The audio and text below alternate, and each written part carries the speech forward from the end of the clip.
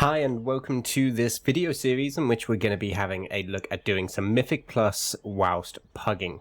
And the end goal of this is to really be able to get up to that keystone level 20 to be able to get those weekly chests in there.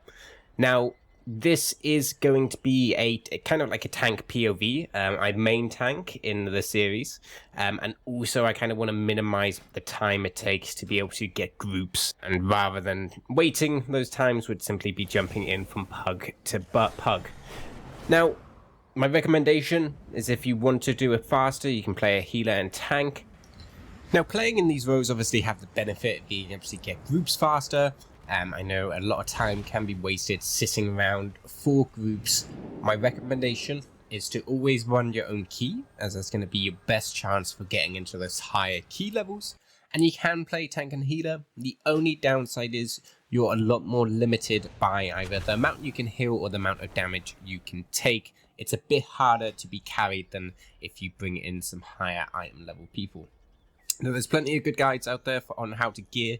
I've done a mix of, I've done Mythic Zeros a bunch, I've done the Storm events, and I did some Cobbled Farm and the World Boss drop. So a few ways that I've managed to get up to item level 370, a good start for Mythic Zeros. Now, you obviously can do this at a lower item level, and a very good tip for getting those that loot is to be inviting classes that share the same class type as you as a priority.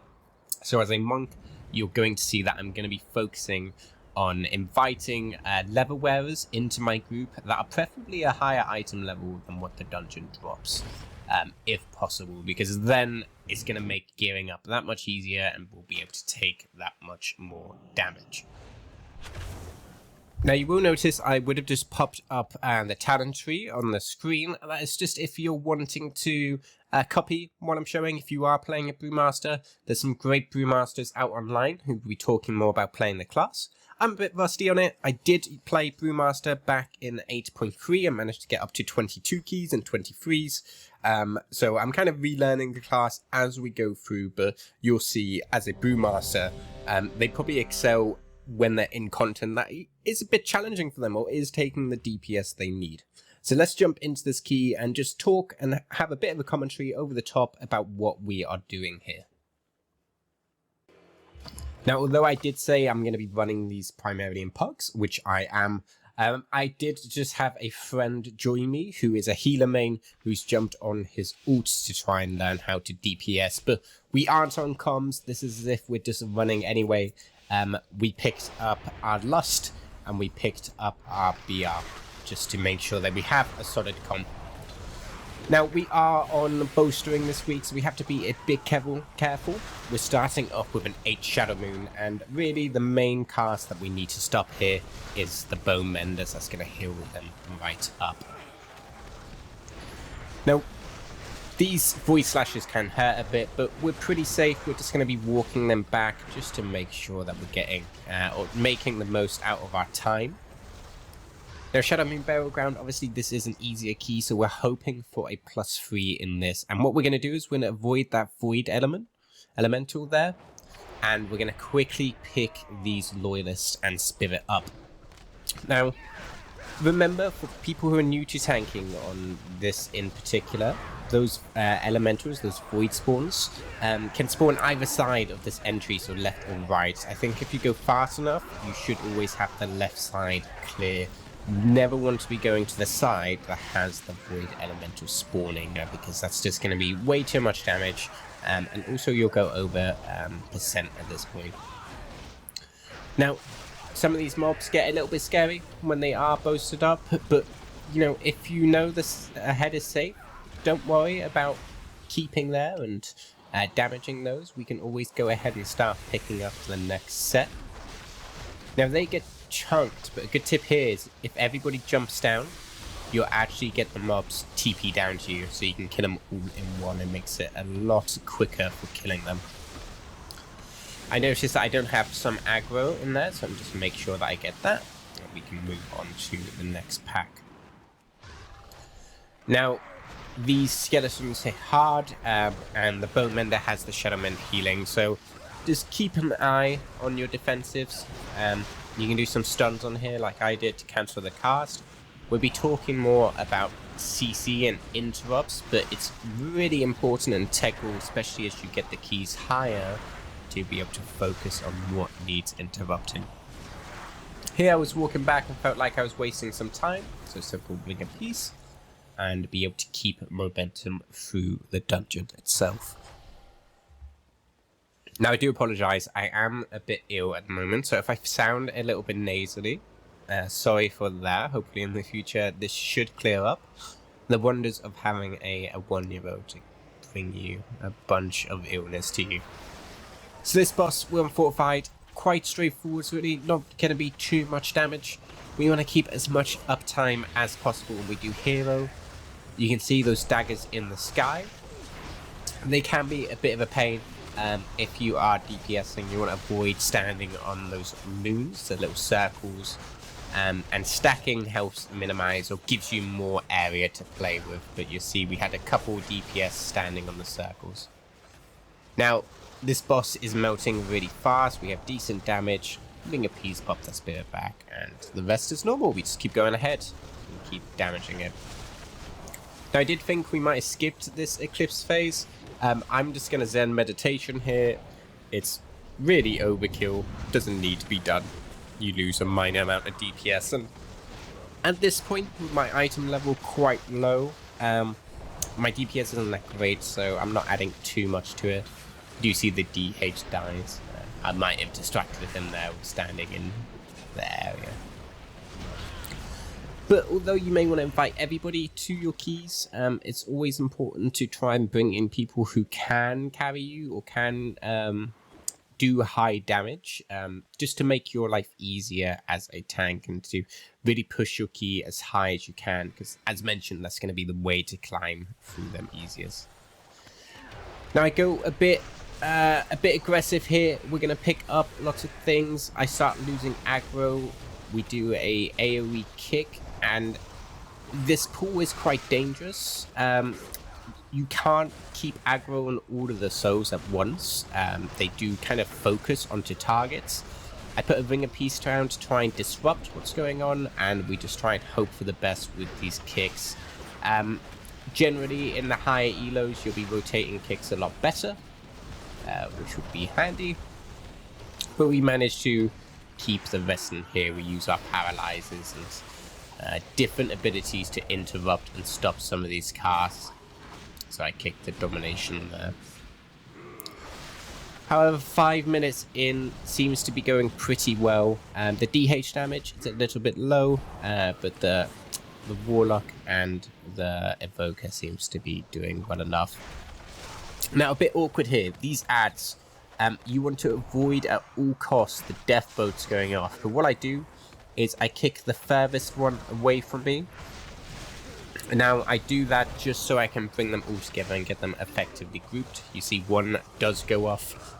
Not the end of the world if that happens. At these lower keys, that can be afforded for that to happen, but ideally everyone should be kicked.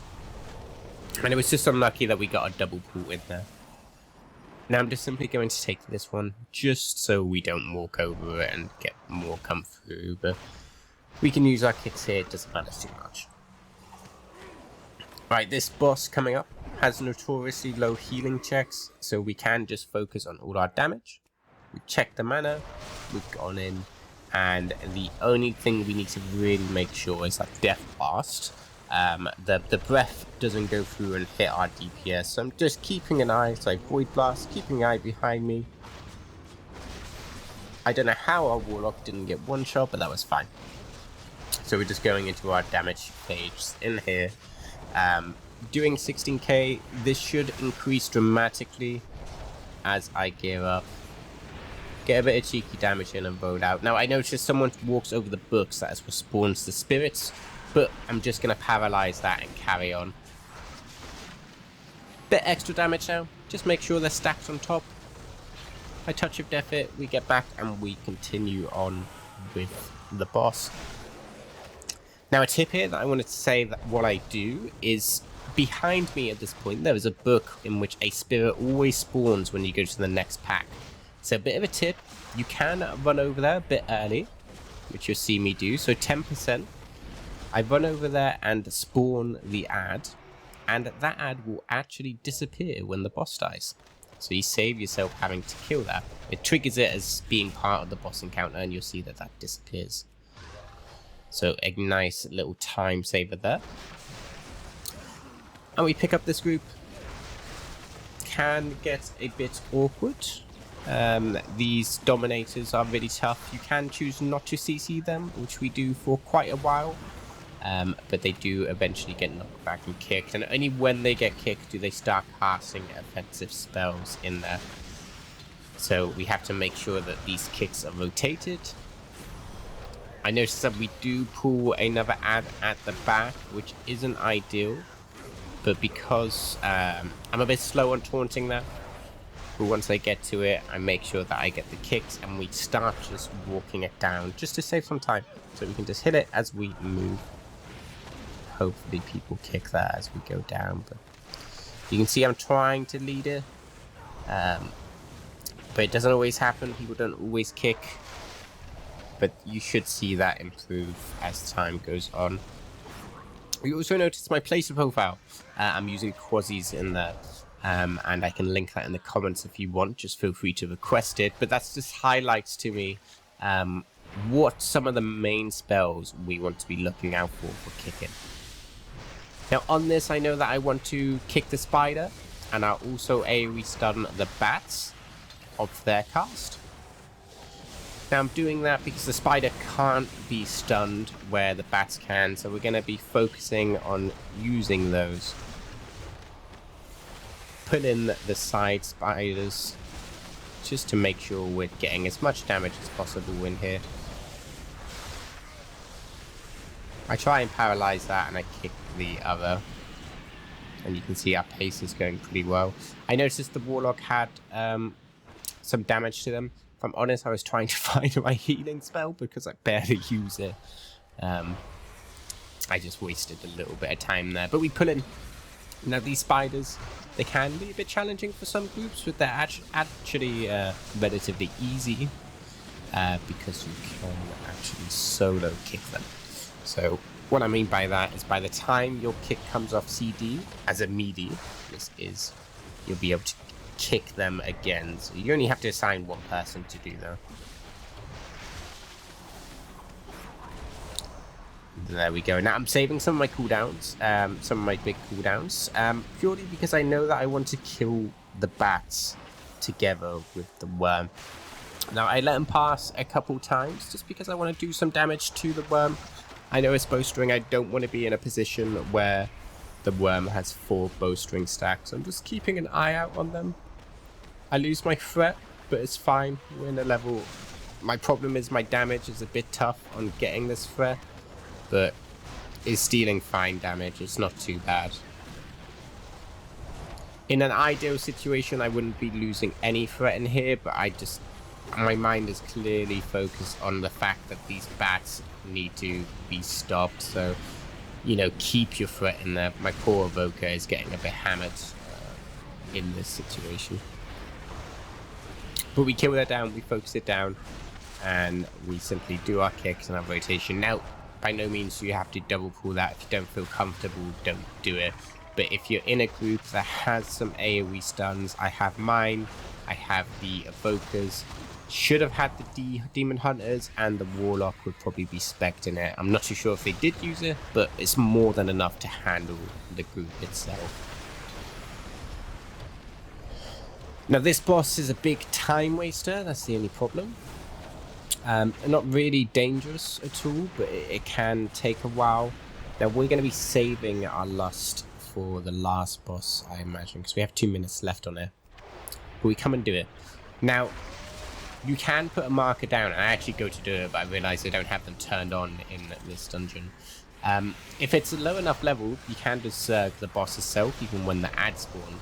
But the main thing is, if you're ranged, you want to be stood close enough to the group as a melee. So when the boss breathes inwards, you're able to kind of stand in it, and the melee can still, in fact, deal damage to the boss. If you pull it right back, which we're going to see, although I'm not too sure if I stand in it, as I come back up, there we go, oopsie, bit distracted there. You'll see that the DH won't actually be able to damage, it's too far back. But if you spawn them close to the boss, you can deal that damage. Now these ads spawn every time, just find a safe place in and stand in them. And we kill one at a time. Like I said, if your damage is high enough, and our damage isn't that high, you see I'm doing the same as the Demon Hunter at this point. If your damage is high enough, feel free to just zerg and go on the boss. These ads don't really hurt too much. I think I look at using Touch of Death just to get it out the way.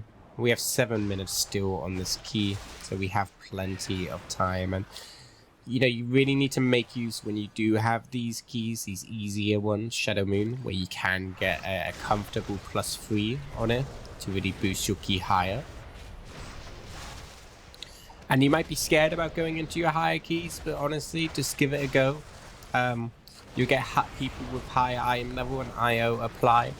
Just make sure that you get a balanced comp. My recommendation would be at least 1 melee. 1 battle res and a lust, that's really the only requirement. My same thing here, I kick the spider at this point, and I use my stun on the bats. And this pack can be annoying, but you can just assign one person to do the kick itself on the spider, and as long as you have that sorted, you'll be alright. And in these keys, we can afford for some of these to slip through, but in higher keys, these really need to be kicked. Okay, up the stairs, looking good. 5 minutes left. These 2 void spawns, you want to be careful of them. They really hurt. This could be something that you lust for sure on the higher keys on a fortified week, because you see even on the left the HP can hurt when they do double up their stacks, but the healer's doing really well, putting out quite a lot of healing. I think they are about 390 item level, so much higher than me, which is able to support quite well. And do be a bit fussy with your healers if you are coming in as a tank. And at a low item level, and vice versa. If you're a healer, be a bit fussy about the tanks. Make sure you get ones that are relatively geared to make your life easier. Now we have our lust coming up, just waiting for the group. And we're going to go in as they come down. Check the mana, we're all good, or we're engaged. You see, I clicked my trinket because, in fact, I've never really used that one. It's not a good one. Full Monk is simply just one that I have. Now, in this as a range, what's super important is that you are baiting at those beams that come from the sky. Meaning they simply want to be nearby or out to the side so that you don't risk putting them near the entire group. So really make sure you're stood out to the side when that happens, because you don't want to get caught out where all the beams are near this wall. We dispatch the wall nice and quickly. We gotta love fortified weeks for bosses. We're dodging it out the way. And you see that Voka stood very close to the group, which means that it's gonna post with a lot of damage on us. So these evokers really need to be out at the side, even with their short range. And what I do is I bring them forwards, meaning that that evoker does have to come through there. They are receiving quite a lot of damage, but again, we're at a point where the level is not too bad. Now at this point you either make the decision to kill the boss or attack the wall, and I decide, you know what, we have time, we're on 5%, let's just bring the boss back and we'll focus on the boss itself. I know I have Touch of Death up, we have time. And there we go, quick key out the way. And these can be huge for really progressing yourself, because I've done 3 keys now, all at a +3, and those 3 keys have now led me to a 11 temple, which is really good, really fast progression. No loot, which is a bit of a shame, but it's going to keep me on track to improve and to climb higher and really get a strong weekly chest on this character too. I'm going to wrap up here with just one dungeon.